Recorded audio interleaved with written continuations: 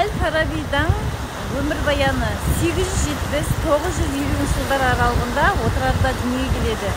Әкесінің аты Ызлақ, арғы-атасының аты Тархан. Жасөспірім кезінде елге келген керуенмен Бағдатқа барады. Алғашқы білімін түркі тілде ашады. Өзін ақын, күйші, әнші ретінде танытады. 70 тіл білген. Ғылым білім іздеп жер шарын аралайды. Математика, музыка, этика, эстетика, метафизика, логика, саясат, үкімет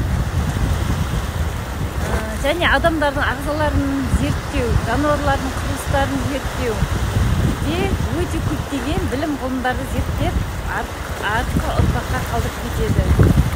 Және де қазірде өзі осы Әл-Фарабидің білімдері әліге өзекті болып тұр.